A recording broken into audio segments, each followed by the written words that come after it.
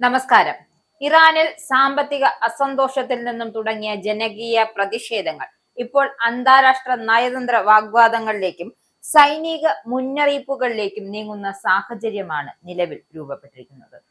ഈ പശ്ചാത്തലത്തിലാണ് ഇറാനിലെ പ്രതിഷേധങ്ങളെ കുറിച്ച് അമേരിക്കൻ പ്രസിഡന്റ് ഡൊണാൾഡ് ട്രംപ് നടത്തിയ പരാമർശങ്ങൾ അമേരിക്കയും ഇറാനും തമ്മിലുള്ള സംഘർഷം കൂടുതൽ രൂക്ഷമാക്കിയിരിക്കുന്നത്.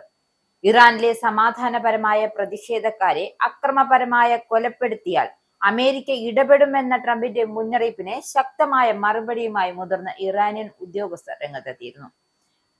ഇറാൻ ബന്ധങ്ങളിലെ പഴയ വൈരാഗ്യവും പശ്ചിമ ഏഷ്യയിലെ സങ്കീർണമായ ശക്തി സമവാക്യങ്ങളും ഈ പ്രക്ഷോഭത്തെ ഒരു വലിയ ഭൗമരാഷ്ട്രീയ പരീക്ഷണമാക്കി മാറ്റുകയാണ്. ട്രംപിന്റെ മുന്നറിയിപ്പും അതിനു മറുപടിയായി ഇറാനിയൻ നേതൃത്വത്തിന്റെ കടുത്ത പ്രതികരണങ്ങളും വരും ദിവസങ്ങളിൽ മേഖലകൾ കൂടുതൽ സംഘർഷങ്ങൾക്ക് വഴിവെക്കുമോ എന്ന ചോദ്യമാണ് ഇപ്പോൾ അന്താരാഷ്ട്ര സമൂഹം ഉറ്റുനോക്കുന്നത്. ഇറാനിൽ വ്യാപിച്ചുകൊണ്ടിരിക്കുന്ന പ്രതിഷേധങ്ങൾ പശ്ചിമേഷ്യൻ രാഷ്ട്രീയത്തെ വീണ്ടും കടുത്ത അനിശ്ചിതത്വത്തിലേക്കാണ് തള്ളിയിടുന്നത്.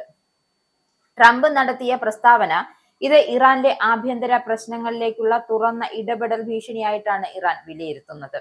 ഞങ്ങൾ ലോക്കപ്പിൽ കുടുങ്ങിക്കിടക്കുകയാണ്, പോകാൻ തയ്യാറാണ് എന്ന ട്രംപിന്റെ വാക്കുകൾക്ക് വ്യക്തമായ വിശദീകരണമില്ലാതെ വന്നതോടെ അത് സൈനിക ഇടപെടലിന്റെ സൂചനയാണ് എന്ന വിലയിരുത്തലുകളാണ് ഉണ്ടായിരിക്കുന്നത്.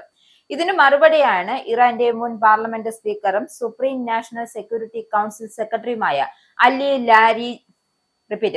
അലി ലാരിജാനി ശക്തമായ ഭാഷയിൽ മുന്നറിയിപ്പ് നൽകിയത്. തെളിവുകളൊന്നും ഹാജരാക്കാതെ അമേരിക്കയും ഇസ്രയേലും ചേർന്നാണ് ഇറാന്റെ പ്രതിഷേധങ്ങൾക്ക് ഇളക്കം തട്ടുന്നു എന്ന് ആരോപിച്ച് അദ്ദേഹം രംഗത്തെത്തിയത്. അമേരിക്കൻ ഇടപെടൽ മുഴുവൻ മേഖലകളിലും കുഴപ്പങ്ങൾ സൃഷ്ടിക്കുകയും അമേരിക്കൻ താൽപര്യങ്ങൾക്ക് തന്നെ തിരിച്ചടിയാവുകയും ചെയ്യുമെന്നും അദ്ദേഹം മുന്നറിയിപ്പിൽ വ്യക്തമായ താക്കീത് നൽകുന്നു. മേഖലയിൽ ഉടനീളം വിന്യസിച്ചിരിക്കുന്ന അമേരിക്കൻ സൈനിക സാന്നിധ്യത്തെയും ലാരിജാനി പരാമർശിച്ചു. പശ്ചിമേഷ്യയിൽ നിലനിൽക്കുന്ന സംഘർഷാവസ്ഥയിൽ ഏതൊരു അമേരിക്കൻ ഇടപെടലും അവിടെയുള്ള സൈനികർക്കുള്ള അപകട സാധ്യത വർദ്ധിപ്പിക്കുമെന്നും അദ്ദേഹം വ്യക്തമാക്കി. ഈ പരാമർശങ്ങൾ ഇറാനും ഇസ്രയേലും തമ്മിൽ അടുത്തിടെ നടന്ന 12 ദിവസത്തെ സംഘർഷത്തിനിടെ 3 ഇറാനിയൻ ആണവ കേന്ദ്രങ്ങളിൽ അമേരിക്കൻ നടത്തിയ ആക്രമണത്തിനു പിന്നാലെ ഖത്തറിലെ അൽ ഉദൈദ് വ്യോമതാവളത്തിൽ നേരെ ഇറാൻ നടത്തിയ ആക്രമണത്തെയും ഓർമ്മിപ്പിക്കുന്നതായിരുന്നു. ഇറാന്റെ പരമോന്നത നേതാവായ ആയത്തുള്ള അലി ഖമേനിയുടെ അടുത്ത ഉപദേഷ്ടാവായ അലി ഷംഹാനിയും സമാനമായ മുന്നറിയിപ്പുമായി രംഗത്തെത്തിയിരുന്നു. ഇറാന്റെ ദേശീയ സുരക്ഷയ്ക്ക് ഭീഷണിയായ ഏതൊരു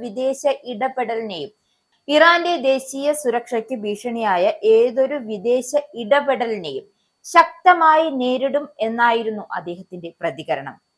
ഇറാൻ തന്റെ ആഭ്യന്തര വിഷയങ്ങൾ പുറത്തു നിന്നുള്ള സമ്മർദ്ദം അനുവദിക്കില്ലെന്നും നിലപാട് വീണ്ടും ആവർത്തിച്ച് ഉറപ്പിക്കുകയാണ്.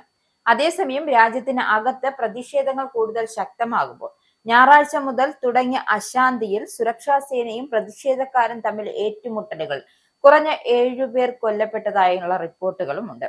സാമ്പത്തിക പ്രതിസന്ധിയാണ് ഈ പ്രതിഷേധങ്ങൾക്ക് തുടക്കമിട്ടത്. ദേശീയ കറൻസിയുടെ മൂല്യം കുത്തനെ ഇടിഞ്ഞതും ദുർബലമായ സാമ്പത്തിക വളർച്ചയും വിലക്കയറ്റവും ജനങ്ങളുടെ ദൈനംദിന ജീവിതം വളരെ ദുസ്സഹമാക്കിയിരുന്നു. ഔദ്യോഗിക കണക്കുകൾ അനുസരിച്ച് ഡിസംബറിൽ ഇറാന്റെ പണപ്പെരുപ്പം എന്നത് 42.5% ഉയർന്നിരുന്നു. രാജ്യ തലസ്ഥാനമായ ടെഹ്റാനിൽ കടയുടമകൾ തെരുവിലിറങ്ങിയതോടെ പ്രതിഷേധങ്ങൾ ആരംഭിച്ചത്. പിന്നാലെ കുറഞ്ഞത് 10 സർവകലാശാലകളിൽ നിന്നുമുള്ള വിദ്യാർത്ഥികളും ഈ പ്രക്ഷോഭങ്ങളിൽ പങ്കുചേർന്നു. ഇതൊരു വ്യാപക ജനകീയ പ്രസ്ഥാനമായി മാറുകയും ചെയ്തു. പല നഗരങ്ങളിലും വിപണികൾ അടച്ചിടക്കപ്പെട്ടു. ഇതിനിടയിൽ തണുപ്പിനെ തുടർന്ന് അധികൃതർ പൊതു അവധി പ്രഖ്യാപിച്ചതോടെ രാജ്യത്തിന്റെ വലിയൊരു ഭാഗവും ഏതാണ്ട് സ്തംഭിച്ച നിലയിലായി. കഴിഞ്ഞ 24 മണിക്കൂറിനിടെ പ്രതിഷേധങ്ങൾ ഒന്നിലധികം പ്രവിശ്യകളിലേക്ക് വ്യാപിപ്പിക്കുകയായും റിപ്പോർട്ടുണ്ടായിരുന്നു. എന്തായാലും പ്രതിഷേധക്കാർ പോലീസുമായി ഏറ്റുമുട്ടുകയും കല്ലെറിയുകയും വാഹനങ്ങൾ കത്തിക്കുകയൊക്കെ ചെയ്തു. ഇത് ഇറാനിലെ ഫാർസ് ഏജൻസിയായ വാർത്താ ഏജൻസി റിപ്പോർട്ട് ചെയ്യുന്നുണ്ട്. ചില ആയുധധാരികളെ ശല്യപ്പെടുത്തുന്നവർ പ്രതിഷേധങ്ങൾ ചൂഷണം ചെയ്തു എന്നും നിരവധി ആളുകളിൽ നിന്നും തോക്കുകൾ പിടിച്ചെടുത്തു എന്നും അധികൃതർ വ്യക്തമാക്കുന്നുണ്ട്. പ്രസിഡന്റ് മസൂദ് പെഷെഷ്കിന്റെ നേതൃത്വത്തിലുള്ള ഇറ്റാലിയൻ സിവിലിയൻ സർക്കാർ പ്രതിഷേധക്കാരുമായി ചർച്ചയ്ക്ക് തയ്യാറാണെന്ന സൂചനകൾ നൽകിയിട്ടുണ്ട്.